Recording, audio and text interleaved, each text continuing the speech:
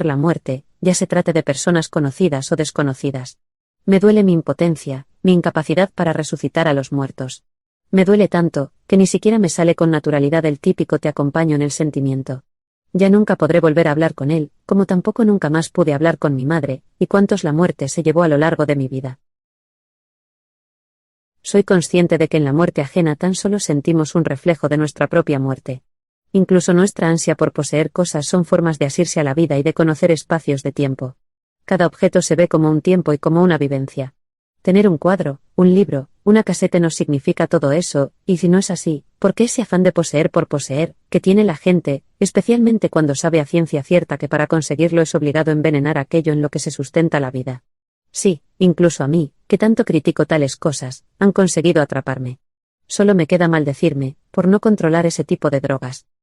Si lo miramos fríamente, los porros son más beneficiosos para la vida que drogarse en la adquisición de objetos, tales como discos o un televisor, cuya única finalidad consiste en enriquecer a los industriales del ramo e inculcarnos los valores de la clase dominante. Solo ellos pueden costear su producción. Cuando lo hace el Estado es igual, al ser un reflejo de la sociedad civil. El coche y su sensación de libertad es una droga. Lo sano es caminar, lo sano es racionalizar los medios de producción, de tal forma que los únicos que se creen sea por una utilidad real y no por otra cosa. No sé, quizá acabo de pensar un disparate, no debo olvidar que solo la necesidad, y su satisfacción es capaz de mostrarle al hombre el camino a seguir, lo contrario solamente nos llevaría a no comprender la realidad, y a cometer grandes errores a la hora de construir otro tipo de sociedad. Lo que pensé antes de los coches para muchos merece una sonora carcajada, producida por una ignorancia profunda sobre las repercusiones en el planeta, y en los seres vivos de los vicios considerados más sanos, como el de conducir o escuchar música. A veces incluso pienso que es una tontería negarme a disfrutar por todo lo alto de tales vicios. Reconozco que pensar así es incompatible con mi propia conciencia ecológica, aunque no puedo evitar tal tipo de contradicción. Bueno, se acabó tanto pensar, mejor será que me suba para el cementerio, que ya son las 6:15, me dije saliendo del ensimismamiento, al tiempo que me ponía de pie, sin quitar la vista de la foto en la que Carmen y Katia me mostraban su sonrisa. Lástima que no las tenga estos días conmigo. La casa así vacía, sin los llantos ni la voz de Katia, sin la presencia de Carmen, sin sus besos y sus abrazos, en fin, sin las dos personas a las que más quiero, me resulta bastante extraña, y eso que la mayoría de las cosas que la ocupan me son ya más que familiares. Echaré una mea antes de irme. Seguro que José Luis y familia ya se encontrarán allí o en camino. Seguramente, la familia de Matías, triste y llorosa, también, pensé. Dirigí mis pasos al servicio. Allí, instantes después, pude orinar tranquilamente. Me miré en el espejo para ver la pinta que tenía, no fuera a parecer como un desaliñado. Seguía con mi típica barba y cabellera, claro que ya un poco más esclarecidas, los años nunca pasan en balde. Tener ya 26 años no es lo mismo que tener 19, aunque la diferencia tampoco es que sea muy digna de resaltar. Según la burocracia, ya ni siquiera soy joven, cosa que, en verdad, por otra parte, tampoco es que importe mucho, puesto que sentirse o no sentirse joven, ya es otro cantar. Con un gesto rápido, introduje el peine entre el cabello hasta conseguir ordenarlo tal y como más conveniente me pareció. Hecho esto, volví a dejar el peine en su sitio, y me lavé las manos en el agua más bien fría que caía por el grifo. Después tomé la toalla y terminé por secarme. Tras esto, abandoné el cuarto de baño, cerrando bien la puerta, y me puse el anorak, no fuera a ser que, por incauto, encima de todo me pusiera enfermo precisamente ahora, y Gregorio se viera obligado a cerrar la imprenta por más días de la cuenta. El trabajo siempre es el trabajo, y si no se atiende a los clientes a tiempo, estos protestan y no vuelven a darnos su confianza, y lo que era mucho más importante, no tenía ningunas ganas de enfermar. Bajé a la parte baja de la casa, no sin antes apagar la luz del comedor. Seguidamente, abrí la puerta y salí a la calle. Cerré, evitando dar un portazo, y eché la llave con 2 vueltas. Cuantas menos oportunidades se les dé a los ladrones, mejor que mejor, pensé. Me dirigí, calle abajo, en busca del autobús que me llevaría hasta el cementerio. Las gentes caminaban en una u otra dirección. En sus rostros mostraban la alegría o la pena que les embargaba. Pobre Matías, jamás volveremos a encontrarnos, jamás podremos mantener esas discusiones que a ambos nos encantaban, pensé. Hacía un poco de frío, por lo que decidí cerrar el anorak para protegerme de él. Por la cuesta de San Gregorio apenas tardé un cuarto de hora en bajar a Plaza Nueva, donde los árboles medio desnudos mostraban la claridad de su bello ramaje, y los no menos tonos amarillentos de las hojas. Los árboles de hoja perenne en cambio agitaban sus copas majestuosamente. La gente caminaba a toda prisa, huyendo del frío que el río Darro dejaba escapar, convirtiendo Plaza Nueva en uno de los lugares más fríos de la ciudad. Me encaminé a la parada del autobús más cercana. La tristeza al recordar la muerte desgraciada de Matías se adueñó de mí y apenas me dejaba respirar. Era mi amigo y sentía rabia por su trágica suerte. Sería capaz de hacer cualquier cosa por devolverle a la vida. Sería capaz de tantas cosas si con ellas pudiera volver a encontrarme cara a cara con él, pudiera volver a preguntarle, ¿qué? ¿Cómo pasaste el fin de semana? Recuerdo esa risa que nunca más volveré a oír y mis pasos parecen ralentizarse. La vida es como es y no debemos olvidar que, si hemos nacido, será porque no tenemos más remedio que morir. Claro que, cuando se muere joven, la tragedia es mucho mayor, y también la rabia, aborta todo un futuro y cuántas ilusiones puedan hacerse realidad en él. Poco después de llegar a la parada, apareció el autobús y subí en él. Este apenas tardó unos 5 minutos, con una parada en la Alhambra, en llegar al cementerio. Abandoné el autobús y me dirigí en busca de los familiares de Matías y de Teresa, su pobre y triste compañera, así como de cuantos, al igual que yo, acudiríamos al entierro. En cuanto los identifiqué, me dirigí a su encuentro. Teresa parecía tan destrozada como por la mañana, seguía llorando tanto o más que entonces, buscando con ello las palabras de consuelo de cuantos amigos la rodeaban, y, especialmente, de sus padres y de los que en realidad eran sus suegros, cuñados y sobrinos, desde hacía ya lo menos un par de años. La madre de Matías lloraba también con casi desesperación a tan solo unos pasos de ella. El padre, en cambio, se hacía el duro, pero ni a pesar de eso podía disimular la profunda tristeza que sentía. En el fondo de él, seguía sin entender por qué su hijo se había encontrado con la muerte tan trágicamente, y maldecía el momento en que éste decidió invertir su dinero en el coche que años después le causaría la muerte. Los hermanos y hermanas de Matías tampoco podían disimular la pena que sentían ante la muerte de su hermano.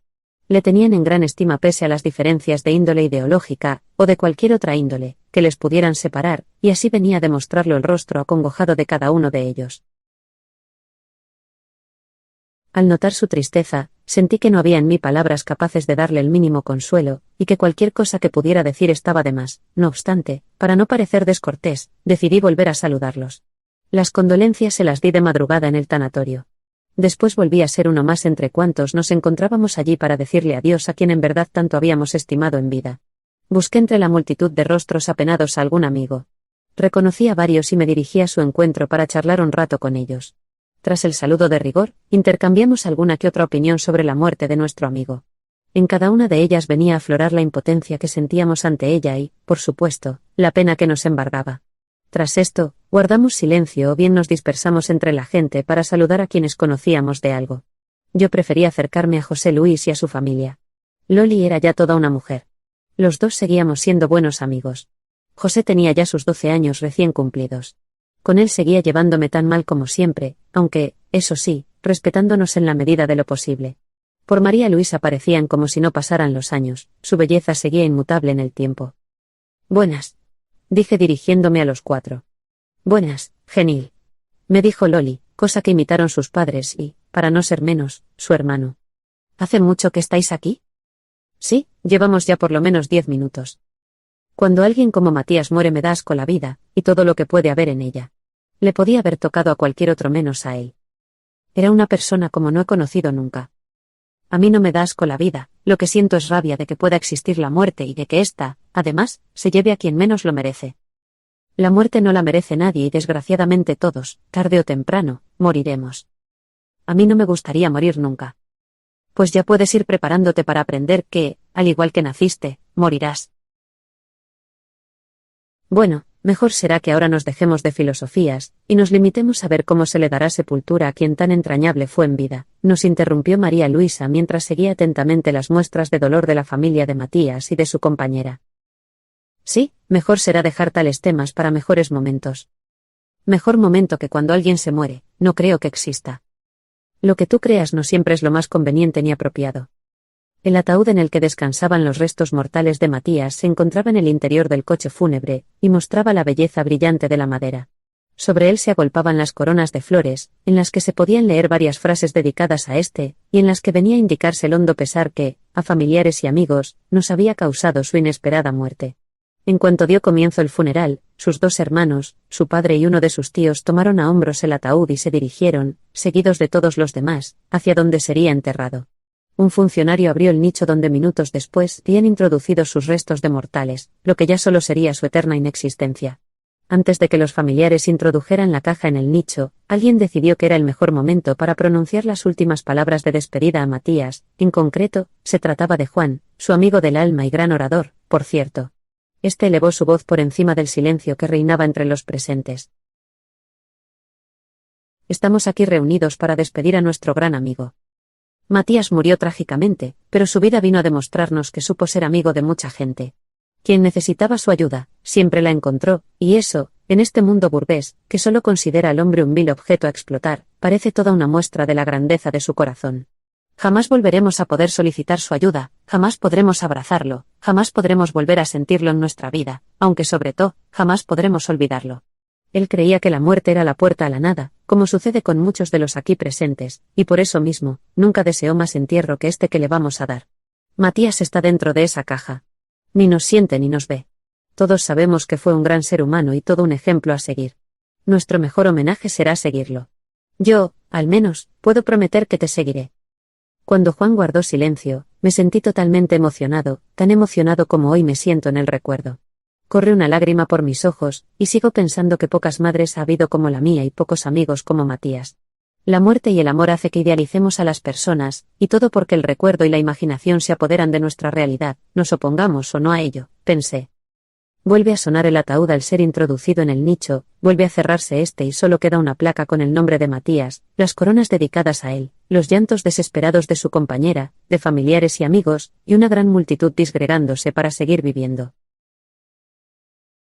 No solo los accidentes de tráfico nos han privado de algún amigo, de algún familiar, también los accidentes laborales, domésticos, la heroína, el alcohol, el sida, el cáncer, la hepatitis, etc.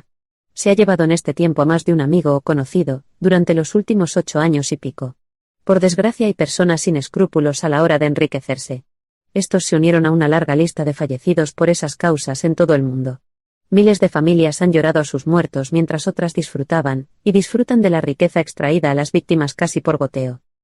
Otra de las cosas que no podía olvidar era el hecho de que, antes de que Carmen entrara a formar parte de la plantilla de enfermeras de la Seguridad Social, en concreto en el ambulatorio de la Cartuja, nuestra vida sentimental estuvo a punto de romperse por culpa de ambos, ya que nos obstinamos en creer que ya nada nos unía, de que ya la magia del principio se había difuminado por entero, y eso que ya teníamos a Katia, y que nos deberíamos de sentir felices de ser padres y no tristes y sin esperanza alguna. Digo que nos obstinamos, porque, en realidad, pronto volvimos a sentirnos seguros de lo mucho que nos queríamos. En verdad, la creencia en que ya nada nos unía se debió a que durante algún tiempo ambos nos mostramos demasiado intransigentes con el otro por la más mínima cosa, y, como era lógico, tal intransigencia acabó por enfriar nuestra relación más de lo normal. Sí, la convivencia durante mucho tiempo es difícil para todo el mundo, incluidos nosotros, tan en apariencia razonables, aunque en verdad demasiado seguros de nosotros mismos, tan seguros que, cuando surgía alguna discusión profunda, nos acalorábamos demasiado y llegábamos casi a faltarnos el respeto. Cuando pensaba en eso, siempre acababa comprendiendo que, pese a ser mucho menos apasionados que la mayoría de la gente, a la hora de defender nuestro punto de vista también nos dejábamos llevar demasiado por el orgullo personal. Estas cosas, por fortuna, acabamos dejándolas lejos de cada uno. Que así fuera nos resultó fácil, cuando recordábamos los gratos momentos del amor, y que en realidad seguíamos amándonos con locura, nos hartábamos de reír de nosotros mismos, y nos decíamos que tal cosa jamás se repetiría, que nuestra relación era más importante que nuestro orgullo, en especial, cuando únicamente servía para obstaculizar la convivencia, y matar el amor que nos teníamos, y, por fortuna, esperábamos seguir teniéndonos el resto de nuestra vida. Si no recuerdo mal, la última mujer con la que hice el amor durante mi largo y estable aparejamiento con Carmen, fue con Elisa, una amiga que conocí en la Alpujarra. Ella era de Madrid y vivía en un pueblo de la Alpujarra junto con unos alemanes. Era preciosa y alucinamos poseyéndonos.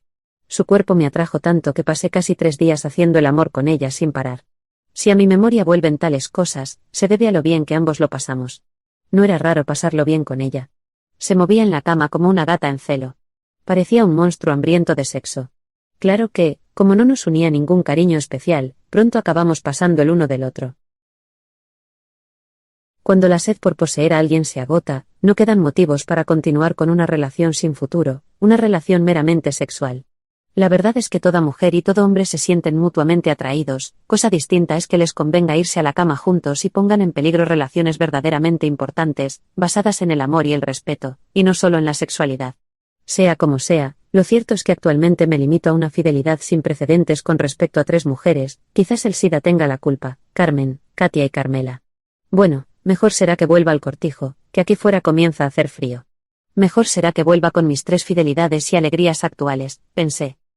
Con paso tranquilo, inicié el ascenso por el estrecho sendero que unía el huerto con el cortijo, en el que quedé como ensimismado pensando en los recuerdos del pasado, un pasado digno de recordar y de contar. Puedo afirmar que ha sido todo lo interesante que puede ser cualquier pasado humano, interesante e importante, sobre todo. He madurado bastante intelectualmente. Comparando el presente con mis 20 años, cualquiera podría pensar que somos 2 personas completamente distintas. ¿Quién iba a imaginar que acabaría siendo marxista, que seguiría siendo marxista y reconociendo que los caminos hacia el socialismo son tan plurales como plural debe ser, y no le queda más remedio, la sociedad socialista que nazca con pretensiones de consolidarse por la razón y no por la fuerza?